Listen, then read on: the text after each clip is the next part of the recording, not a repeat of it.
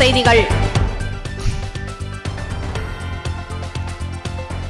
யாழ்ப்பாணம் செம்மணியில் மனித புதைகுழிக்கு நீதி கோரி மக்கள் செயல் அமைப்பின் ஏற்பாட்டில் உரிமை பந்தம் அமைதிவழி மக்கள் எழுச்சி நேற்று 28ஆம் தேதி அணையா விளக்கு திடலில் ஆரம்பமானது. இதில் காணாமலாக்கப்பட்டோரின் உறவினர்கள், பொதுமக்கள், மனித உரிமை செயற்பாட்டாளர்கள் மற்றும் அரசியல் பிரமுகர்கள் பங்கேற்றனர்.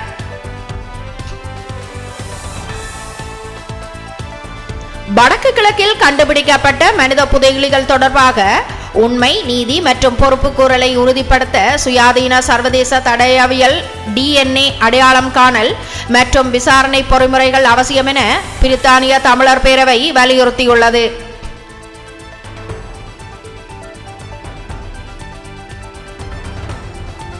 மனித புதைகுழிகள் தொடர்பாக இதுவரை பொறுப்புக்கூறல், நீதித்துறை நடவடிக்கை மற்றும் பாதிக்கப்பட்ட குடும்பங்களுக்கு நீதி உறுதி செய்யப்படவில்லை என பிரித்தானிய தமிழர் பேரவை தெரிவித்துள்ளது. மனித புதைகுழிகள் போர்க்குற்றங்கள் தொடர்பான முக்கிய குற்றக்காட்சிகளாக கருதி முழுமையான சர்வதேச விசாரணை நடத்தப்பட வேண்டும் என்று அந்த அமைப்பு தெரிவித்துள்ளது.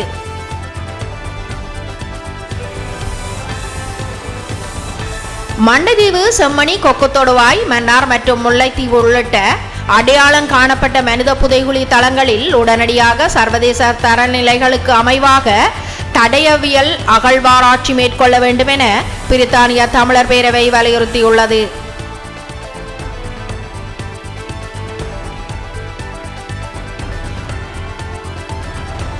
மனித புதைகுழி விசாரணைகளில் வரலாற்று செயற்கைக்கோள் படங்கள் மற்றும் புவிசார் நுண்ணறிவு தொழில்நுட்பங்களை பயன்படுத்தி சுயாதீன சர்வதேச ஆய்வு நடத்த வேண்டும் என பிரித்தானிய தமிழர் பேரவை வலியுறுத்தியுள்ளது.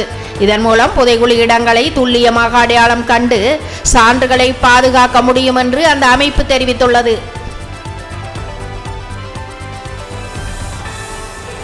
மனித புதைகுழிகளில் இருந்து மீட்கப்பட்டவர்களை அடையாளம் காண சர்வதேச மேற்பார்வையின் கீழ் இயங்கும் சுயாதீன DNA தரவு வங்கி அவசியம் என பிரித்தானிய தமிழர் பேரவை வலியுறுத்தியுள்ளது.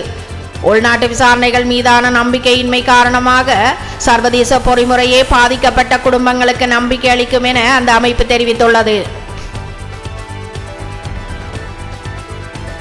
போருக்கு பின்னர் திருகோணமலை குச்சவெளியில் 32 புதிய பௌத்த விகாரைகள் அமைக்கப்பட்டுள்ளதாக தகவல் வெளியாகியுள்ளது.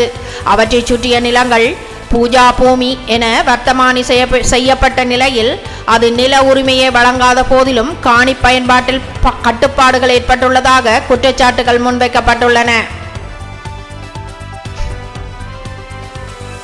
பலாலியில் பொதுமக்களின் காணிகளை ஆக்கிரமித்து நிலை கொண்டுள்ள ஸ்ரீலங்கா ராணுவம் அங்கிருந்து வெளியேற வேண்டும் என வலியுறுத்தப்பட்டுள்ளது.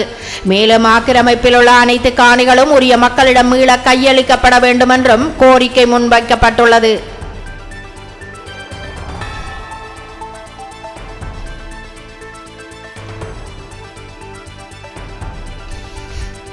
முல்லைத்தீவு கேப்பாமுலவில் ராணுவ ஆக்கிரமிப்பில் உள்ள பூர்வீக காணிகளை விடுவிக்க கோரி மக்கள் 5வது நாளாக தொடர் போராட்டத்தில் ஈடுபட்டுள்ளனர். இன்றைய போராட்டத்தில் வன்னி மாவட்ட நாடாளுமன்ற உறுப்பினர் துரைராஜா ரவிகரன் உள்ளிட்ட பலரும் பங்கேற்று ஆதரவு தெரிவித்தனர்.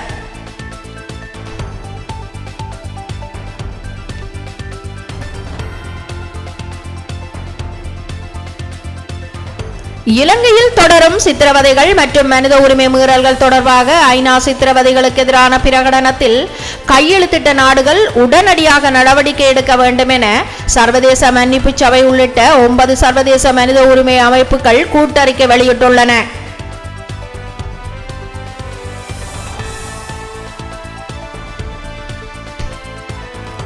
மட்டக்களப்பு வந்தாரமூலையில் கிராமத்திற்கு செல்லும் வீதியை மீள திறக்க கோரி பொதுமக்கள் கிழக்கு பல்கலைக்கழகத்திற்கு முன்பாக கவன ஈர்ப்பு போராட்டத்தில் ஈடுபட்டனர். தங்களது கோரிக்கைகள் அடங்கிய மகஜர் அரசியல் பிரதிநிதிகளிடம் கையளிக்கப்பட்டதுடன் பிரச்சினைக்கு விரைவாக தீர்வு கோரப்பட்டது.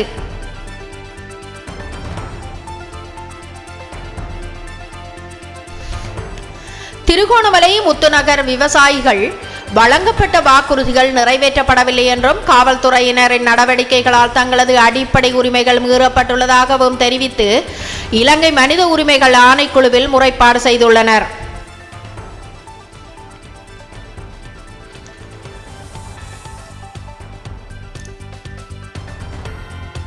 யாழ்ப்பாணத்தில் ஓடும் பேருந்தில் இளம்பெண்ணுக்கு பாலியல் தொந்தரவு வழங்கியதாக கூறப்படும் இராணுவ கேப்டன் தர அதிகாரி ஒருவரை போலீசார் கைது செய்துள்ளனர். பாதிக்கப்பட்ட பெண்ணின் முறைப்பாட்டை அடுத்து விசாரணைகள் முன்னெடுக்கப்பட்டு வருகின்றன.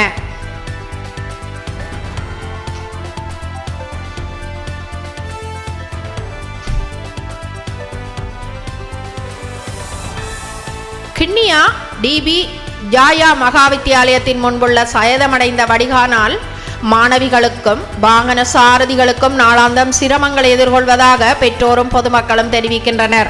பலமுறை கோரிக்கை விடுத்தும் இதுவரை நிரந்தர தீர்வு வழங்கப்படவில்லை எனவும் அவர்கள் குற்றம் சாட்டியுள்ளனர்.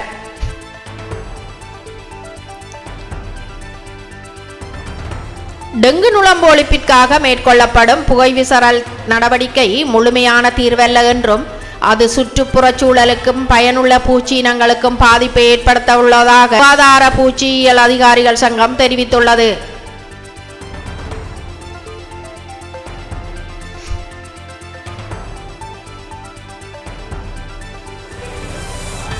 வவுனியா கல்மடு பகுதியில் அடிப்படை வசதிகளின்றி வாழ்ந்து வந்த முன்னாள் போராளியின் குடும்பத்திற்கு புதிய வீடு கையளிக்கப்பட்டுள்ளது.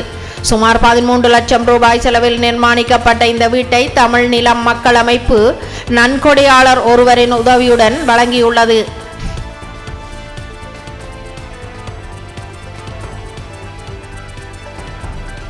கட்டுநாயக்கா பண்டாரநாயக்கா சர்வதேச விமான நிலையத்தில் சுமார் 42 லட்சம் ரூபாய் மதிப்புள்ள 28,000 வெளிநாட்டு சிகரெட்டுகளை சட்டவிரோதமாக நாட்டுக்குள் கொண்டு வர முயன்ற சீன பெண் ஒருவரை சுங்க அதிகாரிகள் கைது செய்துள்ளனர். சம்பவம் தொடர்பாக மேலதிக விசாரணைகள் முன்னெடுக்கப்பட்டு வருகின்றன.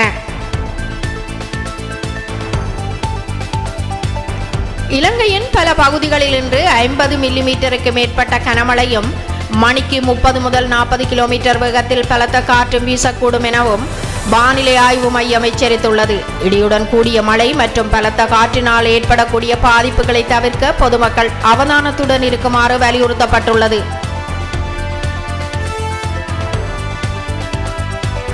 தமிழ்நாட்டு முதலமைச்சர் ஜோசப் விஜய் தலைமையில் IAS, IPS மற்றும் IFS உயரதிகாரிகள் பங்கேற்கும் மாநாடு இன்று 29ஆம் தேதி நடைபெற்று வருகிறது.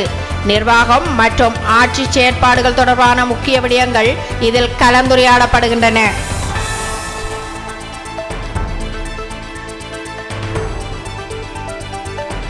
வெனிசுலாவின் லா குவைரா பகுதியில் மீட்பு குழுக்கள் தொடர்ந்து மீட்பு பணிகளில் ஈடுபட்டு வருகின்றன. நாட்டின் வடக்கு கடலோர பகுதியில் ஏற்பட்ட அனர்த்தத்தில் உயிரிழந்தோர் எண்ணிக்கை அதிகரித்து வருவதாக வெளிநாட்டு ஊடகங்கள் தெரிவிக்கின்றன.